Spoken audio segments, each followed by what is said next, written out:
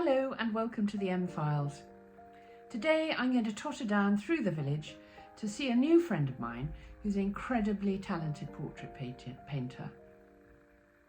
She's colourful, creative, expressive. We're going to have an informal chat on her sofa and I hope you'll join us. Come on down.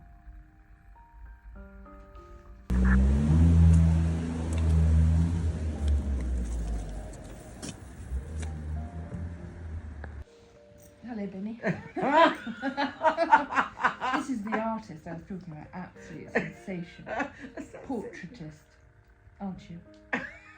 Absolutely fantastic. I can't tell you. We'll go into that. Did your talent oh shit. I look like a dumpling. Did you by any chance have anybody in your family who had artistic flares? Only in the 70s. Yeah, and they wore them on their hips. And they wore them on their hips. Okay. Yeah. Did you get this from anyone? This talent you got? Oh God! Look at my hair. It's just awful. Come on, tell me. Tell me. Oh God! Cut. Okay, this is going to be really hard. It's going to be good. It's going to be discipline of the mind. I mean, look at this place for starters. You can tell you're just a very creative person. So, did you get your? How are we not going to laugh? Well, no, you're not, because I'll just give a shit. Drug you. Did you inherit your artistic talent from your family? I suppose I did. And who else showed sort of creative? I think we all were quite creative. The interesting thing is that my mother, my uncle, my son, my sister all went to Wimbledon School of Art. No, that's just that's very very serious. So very serious. And where did you train to be an artist? I know this answer, but I want everybody else to know. I think I started when I was about 2 years old, and I had a godmother. A godmother. Yeah. Oh, you're expecting me to say that I went to 2 years old. Yeah. I went to art school. No. It was difficult with the nappies, but apart from that, it was fine. No. What happened when you were 2? So yes, I'm saying 2 because that's when one starts drawing. I had a godmother who worked for a cosmetic company. It's like Avon Cooling or something like that. It's one of those things. And she had masses and masses of paper. You had all this rubbish. Do you remember on paper? You used to chuck it in the bin the whole time. Every time you made a mistake, she had this huge quantity of paper, all mistakes on the front, plain on the back. Wow. And then I just had it a big pile, and I just draw and draw. And what? So when did you actually feel that you? Well, you must have enjoyed it to do it. But who noticed, and when did you sort of become aware that you had an interest? I love that. Who noticed? Yeah, anybody would have noticed. No. It was everywhere, Yeah, right. It was everywhere. And I think the thing about children is that they are innately artistic, and they often get it knocked out of them. Porous, to what's going on. And yes, you can't really send them out on a rainy day, can you? No, they'd sink like a tea bag. No, what I mean is, if there's artistry in the house, they're going to feel it and sense it. Yeah, I think it's there anyway. It's innately there. Like a and I think, the tomatoes coming out at every orifice. So when I brought my children up, I kind of am very mindful of the fact that children are innately creative. And so I made sure that all the pencils and paper and everything was out all the time. You did? Yeah, I made sure that, and not just that, glue, sticky tape, whatever, lollipop stick, plastic, the whole, whatever, out all the time. Don't worry about the mess. Well, it was a bit upsetting, the mess, but don't worry about the mess. No, the mess and then that's if you just make that available to children, they would just automatically do it. I think it's when they're told to sort of tidy up because lunch is going to be served at any second. You can't. It's just no. I think you fight your way through it. It depends what your priorities are in life. Yeah, exactly. So if you want a clean, sparkly flat, that's what you get. You get a clean, sparkly flat, but you don't get an artist. Addiction. No, you're right. That's an addiction at the moment. The sparkle thing? Having sort of mausoleum type houses. where we can see this is what a house should look like here.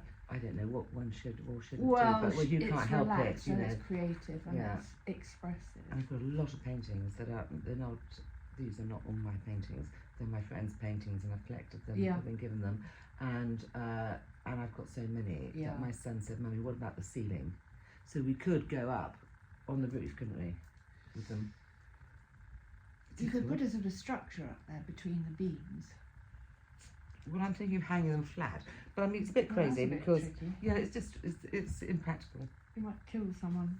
Yeah. When you know, something. Anyway, but it's lovely to have so many paintings, I think. But could I just ask you then, as you grew up, through your education, your art education, etc., what other sort of threads of art did you cover? Did you go into textiles at all, or pottery, or we did all of that. So you I did all a of foundation course, and you did all of that, and you try absolutely everything. Plus, my mother was an art teacher, so she it's a rainy day today, and a day like this is when you do your batik, or when you do your tie dye, or when you do your crochet. Because it pulls you in, because there's nothing out there. Nothing out there, so you just do that. Yeah. And so that was ongoing, and then you go, foundation school, then you try everything. I did a bit of glass blowing at art school actually, but that was that was interesting. You have heard. I mean, that was interesting because it was a time when people were. Students were really trying to be abstract. I mean, even sort of like field paintings, like abstract minimalism, like nothing much on the canvas. Right. And I mean, I was sharing the space of a guy who did a blue painting. Yeah. And I said to him, well, what's with the blue painting? And he said, oh, well, I saw some cheap paint outside the hardware shop. Yes. Lovely colour. Lovely colour. So I painted that on the canvas. And I've now written a piece about it, a nice philosophical piece that goes with the colour blue, and that was his piece. So that was all going on at the time, and then. And did he get anywhere with that?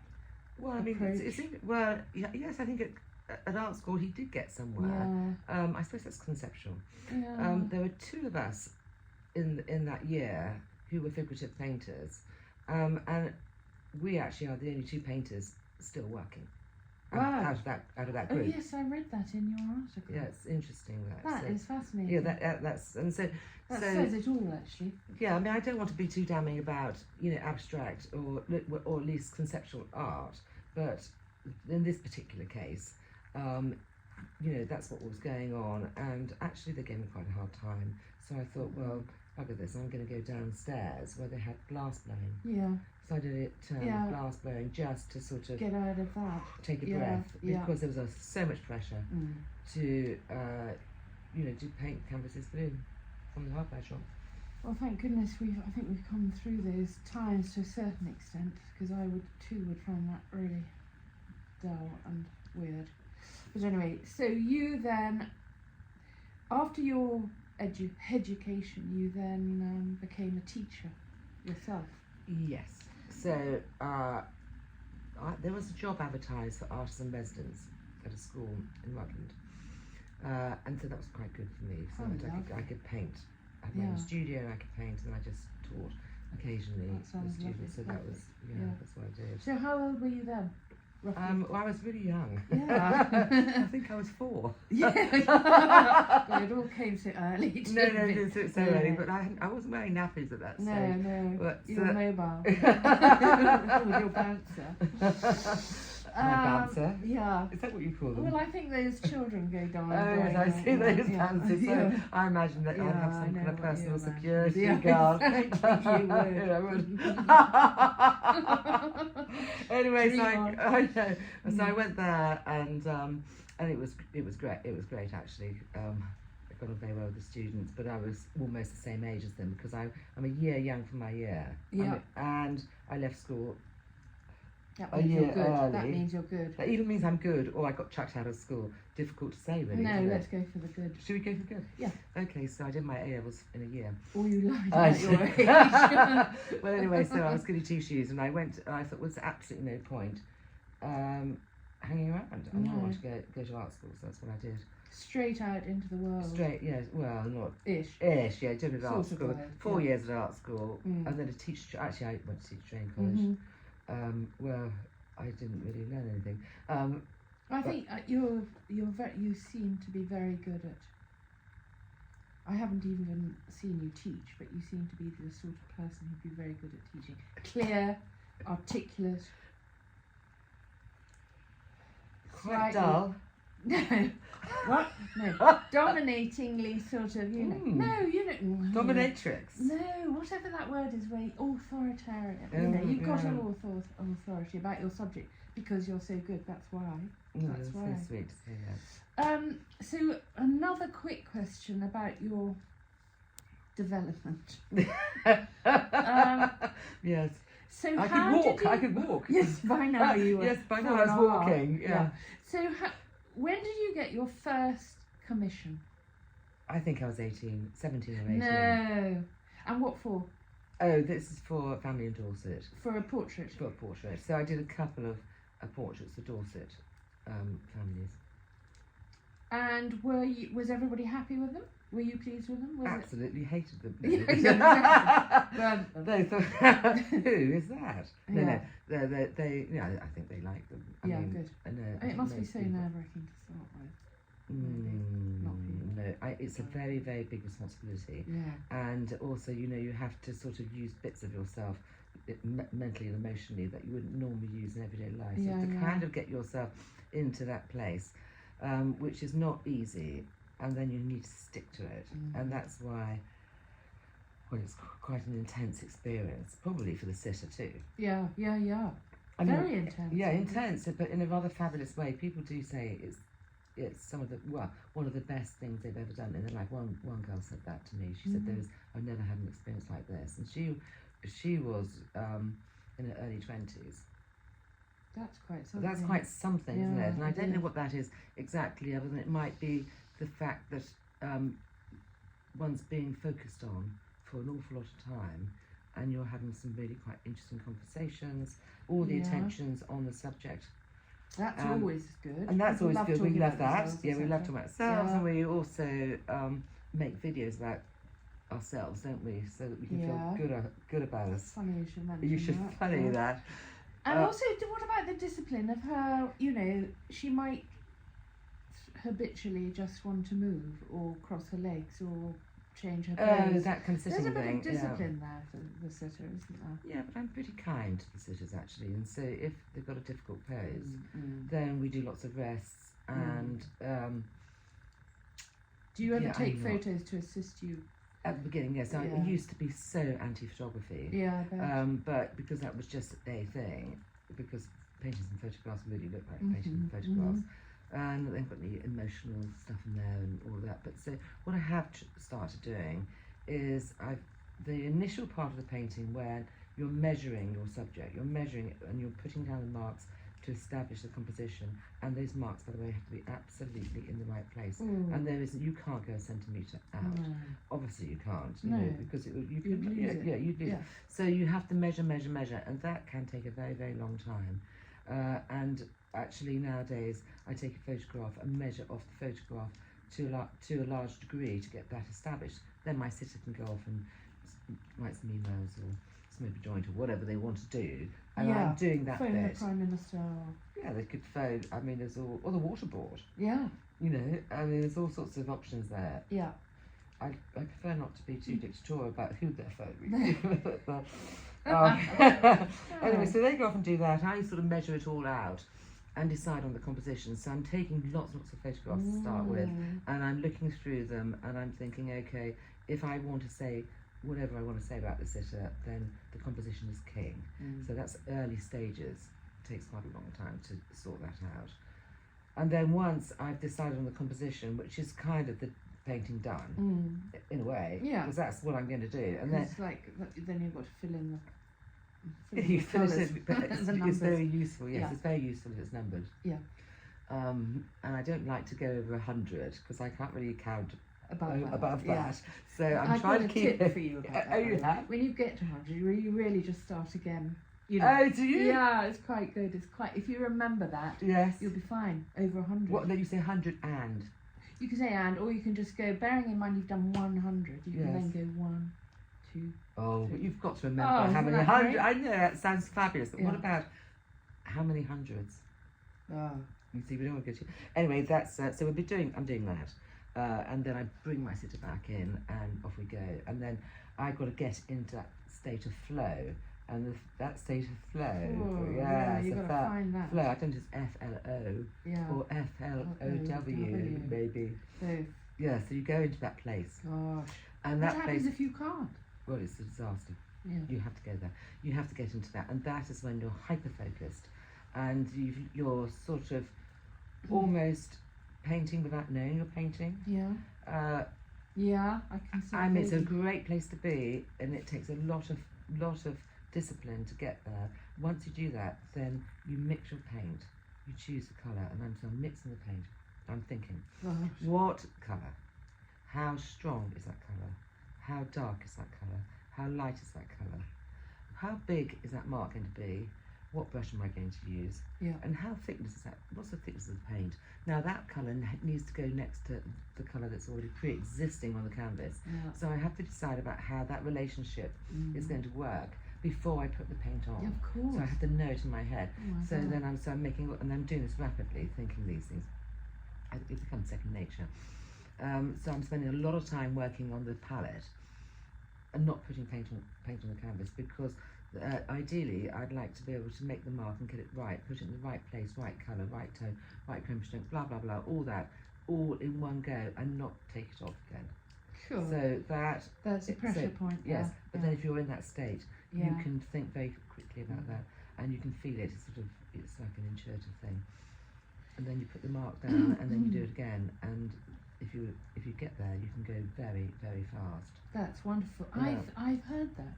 I'm often staggered by how quickly an artist can get stuff onto the paper, because obviously I didn't know about all that prep work in their mind. So, but the actual work seems to go, once you've gone through your prep in your head, the work can go really quickly, which is extraordinary. Yeah. I would have thought it's completely the opposite if I were doing it. Well, I do think that our conversations become rather serious. No. Well, I can tell you about my portrait. Would you like me Could to? we? Yes. Because that's one. There it is. I would love There to. it is, Here yeah. it is. That's. I'd love to talk about that and look at that. And have Okay. you got? I think you've I've got a got- picture of it down here for Yes. close up. I can just tell you that. Yeah. I just here we go. I mean, this is sensational. Thank you. I love it. I can tell you about how I met these girls. Yeah. Who are these people? So there are a couple of girls chatting to each other on the platform on the underground, How and I'm lovely. sitting on a bench, Yeah. up against the wall. Yeah. They're right at the edge on the platform, about Yes. to sort of jump over, right on the yellow line. Mind the gap. Yeah. Mind the step. Mind the doors. Mind the yellow. No, don't. No. Don't. They were standing there No. with their back. I saw their backs, and it's interesting because they seemed very, very connected. They seemed very connected just because they were very at ease with each other, and they were standing quite closely. But at the same time, they were talking, and they were ignoring each other's conversation. They were ignoring each other at the same time as talking. So one would talk, and the other one would ignore that, and then she would talk, and it was going like that.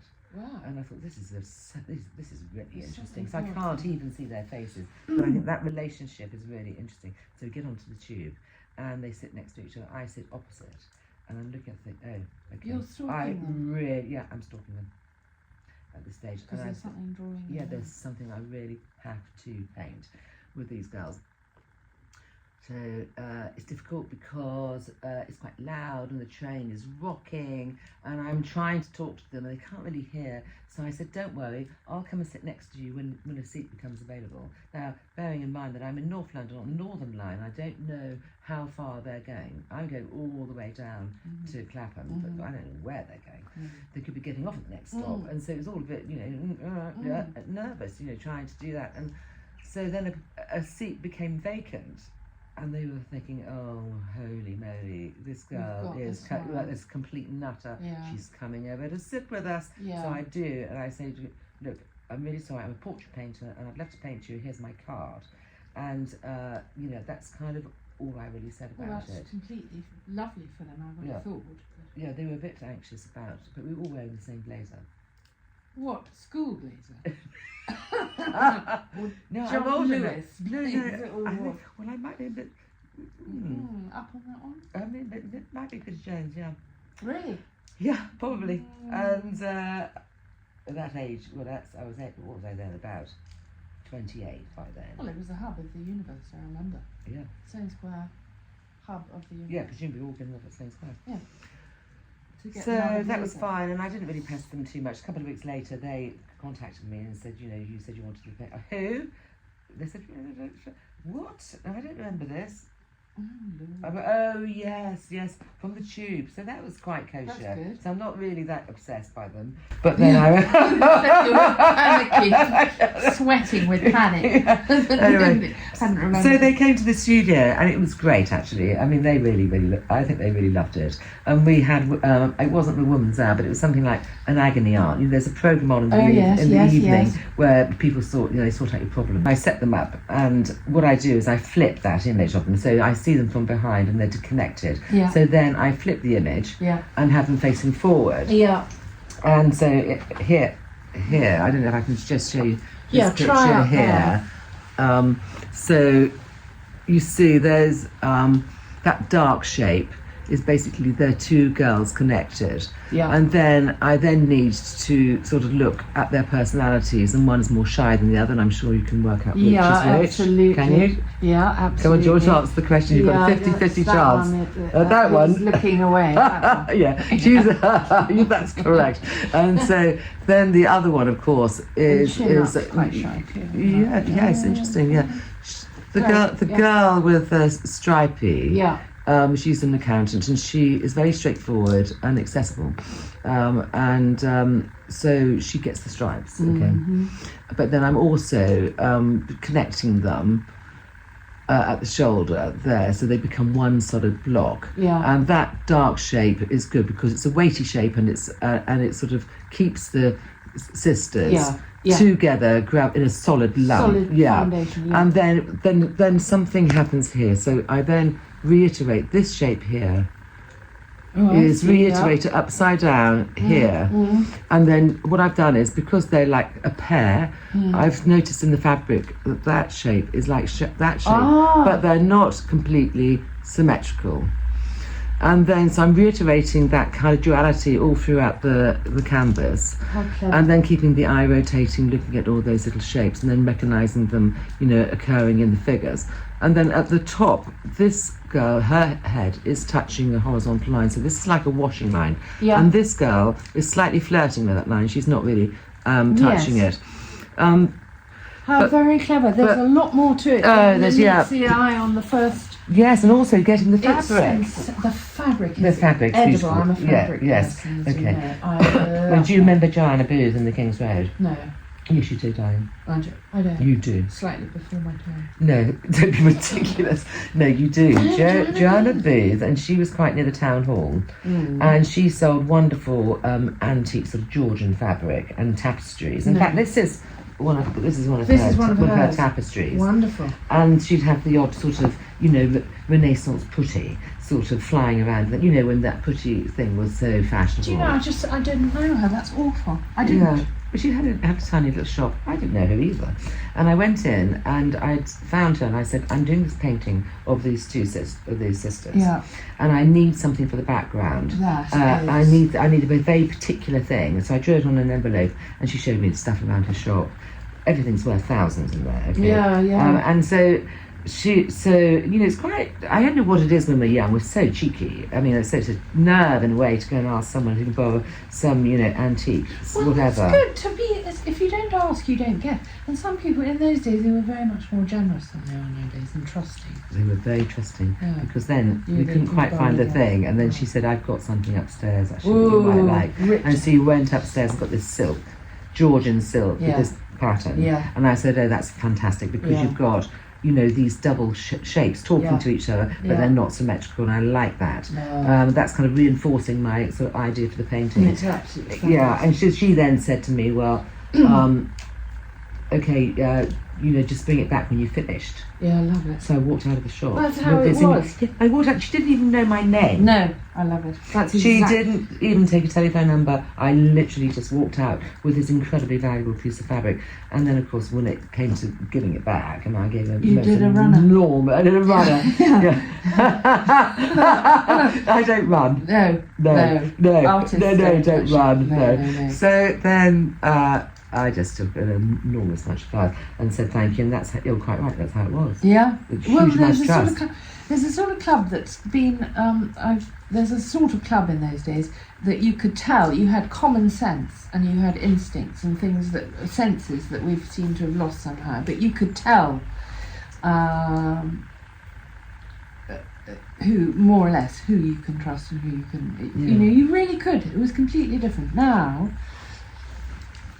you can't. That's interesting. They don't, or other people don't get it. I can still trust people. But we don't get so much human interaction, and of course this is quite a good argument for painting from life rather than painting from a photograph. Yes. Because the whole point about the life thing is that you get that emotional connection with the person, and a lot of my painting really is to do with describing someone's internal landscape, not necessarily their appearance. Yeah, exactly. So for example, I have painted people in shadow. Mm-hmm. So like a silhouette, because someone's stance and their body language can tell you a lot about them. And for example, you and I obviously like each other. No, I know you don't. You might change your line. Yeah. Because now you've changed your mind, but we were mirroring each other then. Did you see? Yeah. We were doing exactly the same shape, and now you're deliberately trying not to. But guess what? I'm asserting. I'm asserting it now. Yeah. No, I really like you, and people do mirror each other. Yeah. If they're in tune, if they're aligned in any way. Yeah. And I think it's lovely. Have you got any more pictures? Pictures I've got some things sure. painted. I've got portraits or anything. Are these all portraits? Yeah, I mean this is. That's lovely. Thank you. This. Look at it. Look at do you like just look at that? You just look at that. So this one's about nearly as big as that, maybe half the size. And I do big paintings. So this girl is interesting to me. Oh, I love it. Because she's very forthright. She's the girl. She is. Yes, feisty girl. So she's the girl who stands in front of the TV when everyone's trying to watch it because she's not getting any attention. Yeah. But I mean, we obviously know that is, to do with insecurity. Right? Yes, of course. And so this is why I painted her now with her knee up in front of her as a defence mechanism. So that's her defence, right? And then she's got her arms wrapped around there, and that is like she's protecting her vulnerability. But at the same time, I painted the picture in fairly feisty, bright colours to show her external presentation. This is the presentation that she has for the world, which is, I'm invincible, and I'm an alpha girl. Yeah, don't mess with me. Yeah, and look at that foot. So that foot's sticking out. I mean, we know it has religious implications. Doesn't it? Of course it does. Kiss my feet. Yeah, wash my feet. Well, and also you don't stick your feet out at people. It's rude. And it's rude. Yeah. So this is her in our culture. In our culture. So that is also signalling, a sort of disrespect in a way. Yeah. So you've got the mixture there, and I'm really fascinated. Yeah, no, I love that. But I'm really fascinated by contradictions in people. Gosh, there's so much more in the stories in your art are just so, observant and. Yeah, I do think that people are much more. There's more to it. More than the sum total of their features. They are. There's always. Well, human beings are just honestly talk about backs. You really could paint someone's back and still describe them. Well, you picked up this couple of girls from behind, from behind them. From behind them, which is amazing. Yeah, you can and get I that. can imagine that. Yeah, it's just a matter of listening to your responses, your emotional response to people, and that is the thing that you're talking about. We might have lost that because of technology. I think we have. And we don't get that isolation. Yeah, it's isolation, and people have a sort of energy, and often I think most people have some kind of contradiction going on there. Very much so. I think that's true, and they decide what they're going to present. But when you're with somebody for long enough, then you can really see their internal self. And it's so lovely getting to know someone. You can see right through my shirt. I can see right at the moment I've got as far as your shirt. Yeah. And then I'm going to Yeah. get under your skin. Okay, fine. Yeah. I'm trying to be, for probably the first time in my life, an authentic Emma, which is quite an art, I think. Once you've been mucked around or mucked yourself around, Yeah. it's quite good to try and find the real You, yes, and the real you is worth much more. It's worth its weight in gold, Yeah. actually, Yeah. to yourself Yeah. and to other people. Well, not everybody. I know, but Yeah, it's actually better. it can be quite terrifying. So if somebody It's is healthy. truly, healthy and Yeah, confident yeah. in their skin, Yeah. that can be very intimidating for people Yeah. who perhaps haven't managed to be brave enough to look deeply, Yeah. or at least acknowledge themselves. I don't know how deep you have to look, but at least acknowledge. There's the postman. Hello, Simon. Sorry, I'm busy today. Usual tomorrow. Sorry.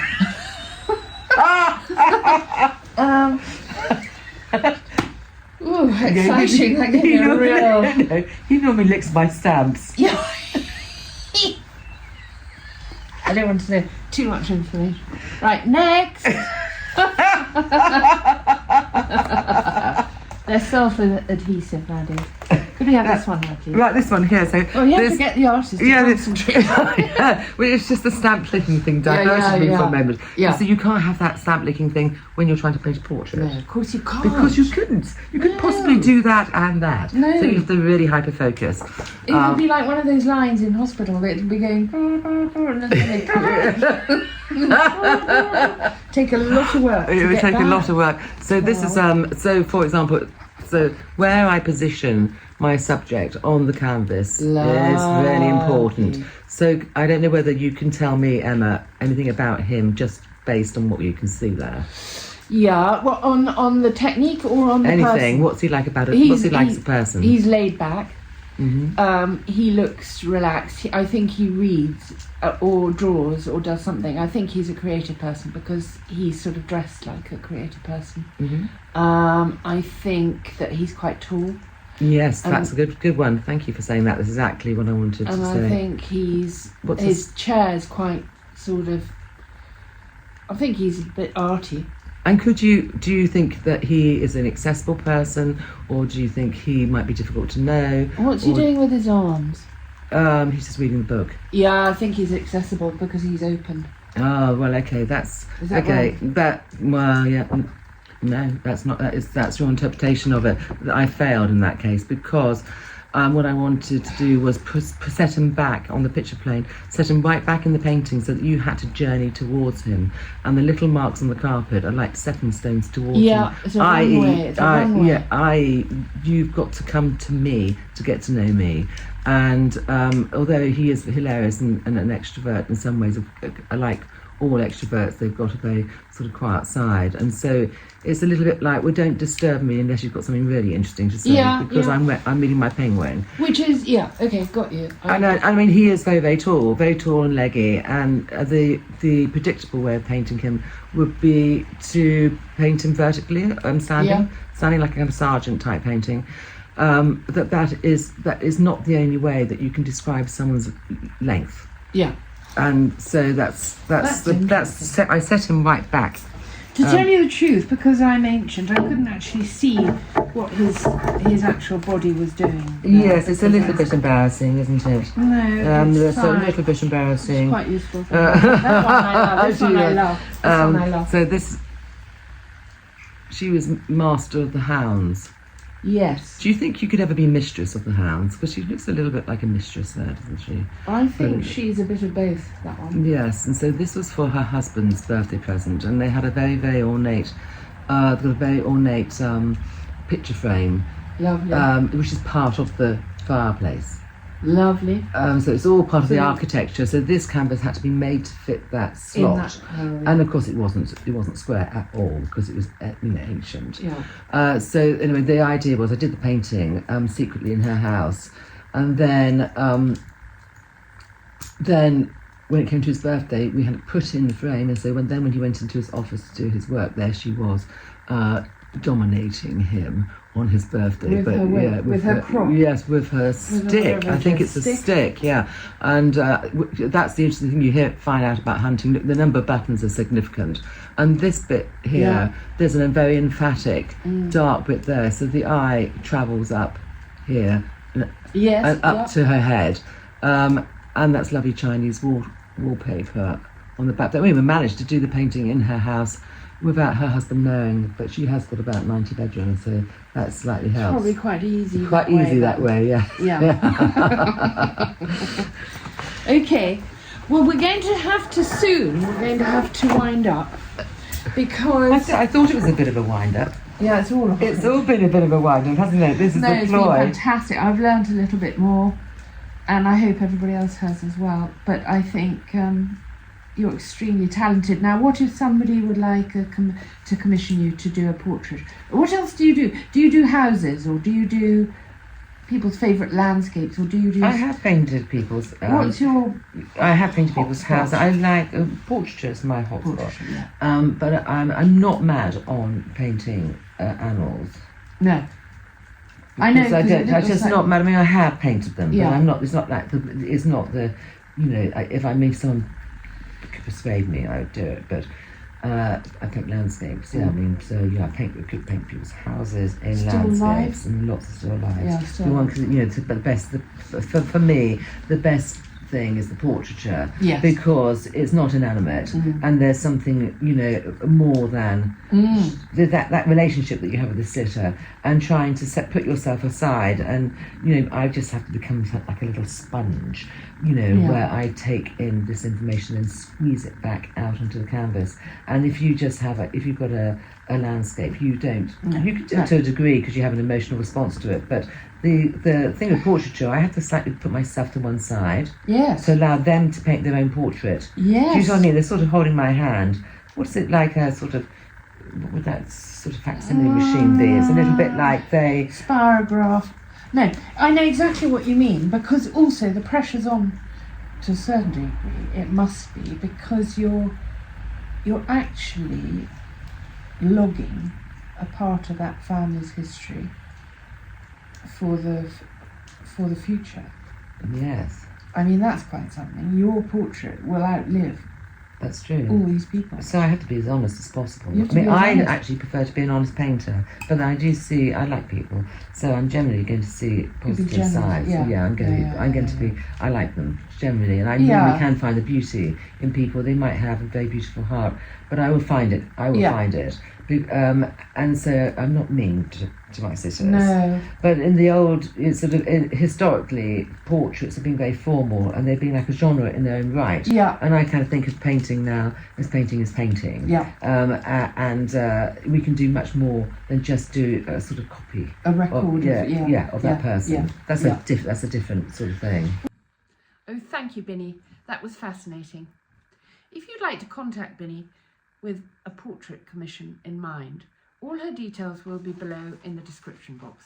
I hope you've enjoyed this. Please like and share, and I look forward to seeing you in the next video.